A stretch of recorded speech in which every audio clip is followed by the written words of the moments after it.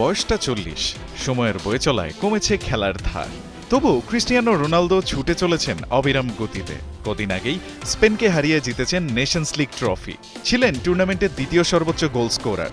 এই বয়সেও তার এমন দারুণ পারফরমেন্স কুড়িয়েছে প্রশংসা, মুগ্ধ করেছে কোটি ফ্যানদের। CR7-এর গুণমুগ্ধদের তালিকায় এবার নয়া সংযোজন আর্জেন্টাইন মাস্টারমাইন্ড লিওনেল স্কালোনি। এক যুগের বেশি সময় ধরে বিশ্ব ফুটবল শাসন করেছে মেসি রোনালদো মিলে। তাদের মহাকাব্যিক রাইভালরিতে মজে বেড়ে উঠেছে একটা পুরো জেনারেশন। সেই রাইভাল মেসির কোচ যখন CR7-এর প্রশংসায় মাতেন, সেটা যে স্পেশাল তা বলার অপেক্ষা রাখে না।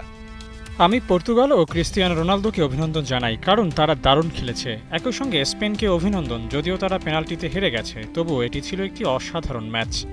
এখানেই থামেননি এই আর্জেন্টাইন মাস্টারমাইন্ড। ফুটবলে মেসি রোনালদোর ইনফ্লুয়েন্স আর কন্ট্রিবিউশন কতটা বেশি তা জানিয়েছেন খোলাখুলি। আমার কাছে রোনালদো ও মেসি তখনই ভালো থাকবেন না যেদিন তারা ফুটবল থেকে অবসর নেবেন। তাদের বয়স যতই হোক না কেন, তারা শুধু খেলার মাধ্যমেই নয়, তাদের উপস্থিতির মাধ্যমেও অনেক কিছুর প্রতিনিধিত্ব করেন। এটা অনেক বড় বিষয়। মেসির চিরপ্রতিদ্বন্দ্বী রোনালদোর প্রশংসায় বিশ্বকাপ জয়ী এই কোচের মন্তব্য যেন রোনালদোর ট্রু গ্রেটনেসের আরেকটা দলিল হয়ে রইল।